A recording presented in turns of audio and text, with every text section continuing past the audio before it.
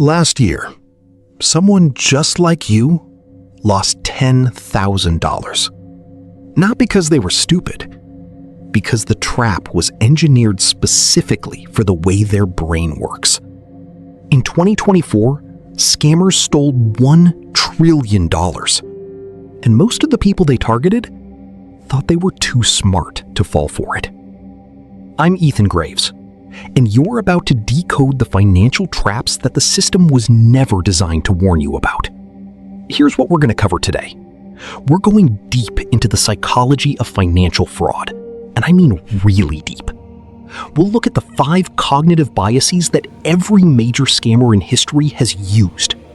We'll see exactly how Bernie Madoff, Elizabeth Holmes, and Sam Bankman-Fried turned your brain into a weapon against you.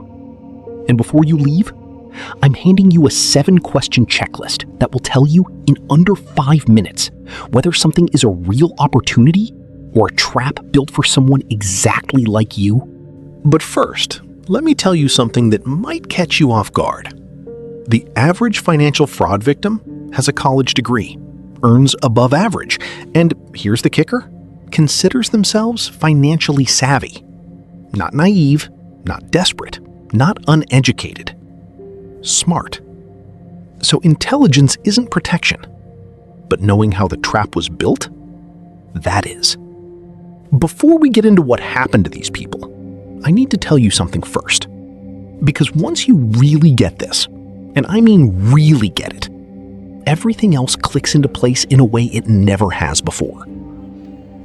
In 1984, a psychologist named Robert B. Cialdini published a book called Influence. And in it, he described something he called click-whir. The idea is this. When a specific trigger shows up in our environment, something in our brain clicks on. And then, whir. The behavior runs automatically, like a tape being played. Think about catching something when it falls. You don't think, you just do it.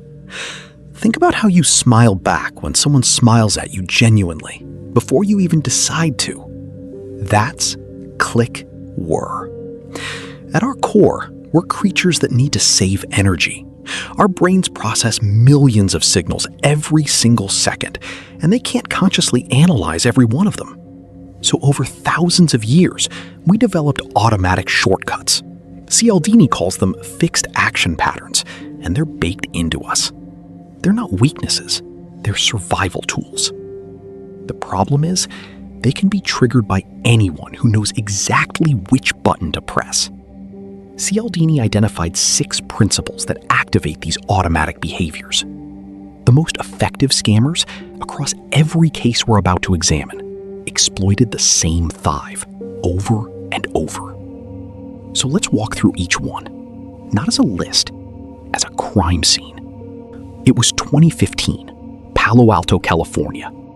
Elizabeth Holmes, founder of Theranos, a health technology startup, had just convinced 2 former U.S. Secretaries of State and a former Secretary of Defense to sit on her board of directors. Not a single one of them had a background in biotechnology. But that wasn't the point. The point was to do something specific to your brain. There's a part of your brain called the prefrontal cortex, and it's the part responsible for all the thinking you actually want it to be doing. Analyzing risk, asking the right questions, pumping the brakes when something feels off. But here's what Cialdini documented.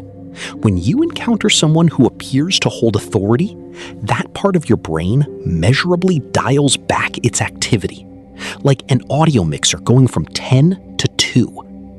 The click fires, authority detected. The whir runs, stop asking questions. Holmes wasn't using those names to validate her technology. She was using them to turn off the part of your brain that would have caught the lie. But that's only the first layer. The next bias doesn't just silence your judgment, it hands the decision over to everyone around you. It was 2006, New York. A private banking executive was on the phone, not pitching Bernie Madoff on an investment. Begging to be let in. Bernie Madoff, former chairman of the NASDAQ Stock Exchange and architect of the largest Ponzi scheme in history, didn't advertise. He didn't reach out. He didn't cold call. Instead, he created a waiting list, and he made you earn the right to give him your money. Here's what that waiting list actually was: a social proof machine. When everyone around you is doing something, your brain treats that as evidence it's the right thing to do. This one goes all the way back to our ancestors. If the whole tribe is running, you don't stop to ask why. You run, because stopping to analyze could get you killed. The click fires. Everyone I respect is trying to get in. The war runs. So should I. The question, is this real, never makes it to the surface. The crowd already answered it. Social proof gets you through the door, but the next bias, it locks the door behind you, even when the deadline is completely manufactured. It was November 2022. An FTX investor received a message. This window closes in 48 hours. That message wasn't information. It was a weapon. When someone tells you something might disappear, your brain stops calculating risk and starts calculating how not to miss out. That's not irrational. That's scarcity. The click fires. This might be gone. The whir runs. Act now, think later. Madoff's waiting list wasn't just social proof. Scarcity was running alongside it the entire time. Theranos told Walgreens, if you don't move now, a competitor will take this. FTX gave investors a 48-hour window they couldn't verify and didn't have time to question. Here's a rule you can take with you right now. Genuinely good investment opportunities don't expire in 48 hours. Urgency is not a feature. It's a feature of a trap that can't survive your second thought. Scarcity puts pressure on your decision. But the next bias, it makes you feel like you want to pull the trigger yourself. It was 2023. A woman in Houston had been talking to the same man online for 47 days. He knew her daughter's name. He knew what her late husband had done for work. He knew she'd been thinking about retirement. When he mentioned the investment, she didn't feel like she was being pitched. She felt like a friend was letting her in on something. That's the reciprocity bias.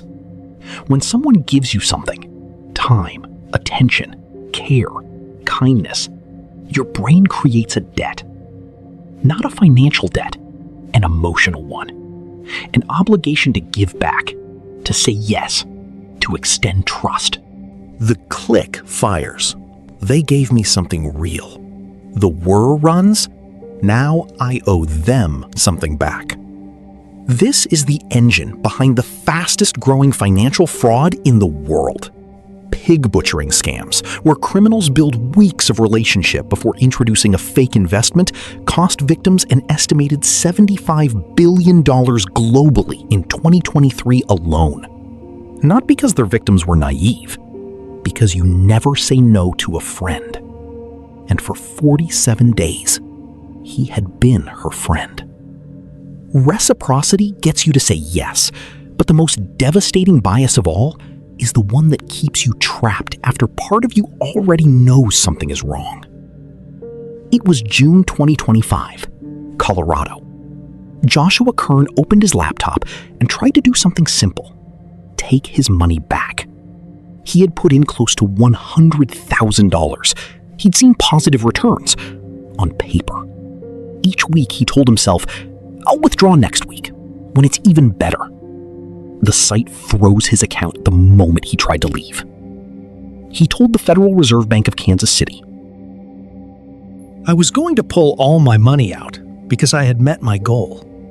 When I went to do that, the site froze my account. The platform disappeared overnight. $100,000 gone. This is the sunk cost fallacy. Not a weakness, a biological mechanism. Your brain resists admitting a loss, not because you're irrational, but because the pain of loss is processed twice as intensely as the pleasure of an equivalent gain. The click fires. I've come too far. The whir runs. I can't stop now. The red flags were there. they'd probably been there for a while. But the deeper Joshua went, the harder they were to see. Now, before we go further, I need to tell you something about those 5 biases. Every single one of them has been publicly documented since 1984. Cialdini's research was never classified. It was never hidden. It's in university libraries. It's been taught in business schools for 4 decades. The banks read it. The credit card companies read it. The financial institutions that were never designed to protect you, they didn't just read it. They built their business models around it. So, when I show you what's happening in your brain, at the neurological level, in the exact second you decide to trust something, understand, this isn't new information. This isn't something they overlooked. They just didn't tell you. There's a specific neurological moment, a point in time where your skepticism actually turns off. Not gradually, not slowly. There's a switch. And when it flips, you're in. Daniel Kahneman, Israeli-American psychologist, Nobel Prize winner, and author of Thinking, Fast and Slow, described 2 modes of thinking. System 1 is fast, automatic, and emotional. It reacts before you have time to think. System 2 is slow, deliberate, and analytical. It's the part that actually thinks things through. When you make financial decisions, ideally, System 2 is in charge. It's asking questions, checking numbers, looking for things that don't add up. But here's what every bias we just covered has in common. And this is the key thing to understand. Every single one of them is a System 1 attack. Authority, social proof, scarcity, reciprocity, sunk cost, they all route around System 2 and hand control directly to the part of your brain that reacts instead of thinks.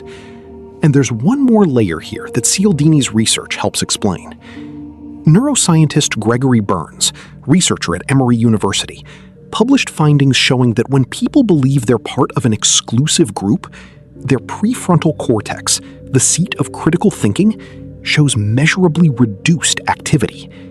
You're not just less skeptical, you're biologically less capable of skepticism in that moment. Madoff called his investors exclusive. Theranos called its early users pioneers. FTX called early adopters visionaries. Every major financial fraud in history sold the same thing first, before any investment was ever discussed. It sold belonging. And once you felt like you belonged, System 2 went quiet. Now let me give you the numbers that destroy every assumption about who gets scammed. Because if you're thinking, okay, but that's other people, not someone like me, I need you to hear this. The FTC, the Federal Trade Commission, the main consumer protection agency in the US, found that the highest per-victim losses in investment fraud are in the 35 to 64 age group. Not the elderly, not teenagers. The working, financially active middle. The 2025 Global Anti-Scam Alliance survey found that 57% of adults were scammed in the past year. Not 5, not 15, 57. And 80% of investment scams resulted in financial loss, with a median loss of $10,000. These aren't desperate people making desperate choices. They're people exactly like you, trusting a system that was engineered specifically to earn exactly that kind of trust. And one more thing before we get to the defense. Modern financial fraud isn't random. Your LinkedIn tells a sophisticated scammer your career level and income range. Your Instagram tells them your lifestyle aspirations and what you value. Your Facebook tells them your social circle, and more importantly, who you trust. By the time a well-resourced scammer contacts you, they've already mapped your click-word triggers. They know which bias to lead with, which authority to reference, which social proof to manufacture. Now, the 5 biases we covered, they're human nature. They've been with us for thousands of years. And on their own, they make us vulnerable. But what makes modern financial fraud especially devastating is that the system around us, government, regulation, financial infrastructure, was never really designed to protect you from them. And in some cases, it was designed to profit from them. Think about that. 6 separate, documented alerts from Harry Markopolos, forensic investigator and financial analyst, who proved mathematically that Madoff's returns were impossible. And 6 times, the SEC, the Securities and Exchange Commission, the main financial market regulator in the US, looked and found nothing. The credit card industry has spent hundreds of millions of dollars studying exactly how the human brain processes debt. They know that if you show someone a minimum payment option, most people will pay the minimum. They designed it that way, on purpose, because it's more profitable. And now, there's a new layer on top of all of this, and it's moving fast. Scammers are using artificial intelligence to create fake videos of trusted public figures endorsing investment platforms. They're using voice cloning technology to impersonate family members asking for emergency wire transfers. They're building AI-generated personas that spend months building what feels like a real relationship before making the ask. The FTC reported a 25% year-over-year increase in fraud losses. That's not a spike. That's a structural trend, meaning it's not going away. The triggers Cialdini identified in 1984 are the same triggers these AI systems were built to activate. The tools are new, the brain they're targeting hasn't changed at all. Let me put the full picture in front of you. In 2024, scammers stole $1 trillion. Globally, $1 trillion. U.S. identity theft reports in just the first 9 months of 2025 already exceed every single report filed in all of 2024. Imposter scams, someone pretending to be your bank, a government agency, or tech support, crossed $1 billion in losses in a single quarter, Q3 2025. The median American fraud victim in 2025 lost $2,307. That's rent, groceries for 3 months, a car payment that doesn't come back. Look, I've been thinking a lot about what to actually give you before this video ends. Because it would be easy to lay all of this out and just leave you with the weight of it. But that's not why this channel exists. So I went back through everything. The 5 biases, Cialdini's research, the court filings, the FTC data, and I put together 7 questions. 7 questions that if you ask them before any financial decision, and I mean any, will tell you whether what you're looking at is a real opportunity or a trap built for someone exactly like you. I left the 7 questions in the link right below this video. It's free. Go grab it. The man in the suit at the beginning of this video, he wasn't stupid. He wasn't reckless. He wasn't naive. He was someone who trusted a system that was built, specifically, deliberately, to earn exactly that kind of trust. The people who built the trap understood his brain better than he did. Now, you understand yours. If you made it this far, that already puts you ahead of most people. And that awareness, that's your first real line of defense. Subscribe, because every week we break down another part of the financial system that was never built to protect you. And now, you'll be ready for it. If this video helped you, even if it just shifted how you see one thing, hit the like. 2 seconds, and it tells the algorithm this kind of content is worth spreading to people who need it.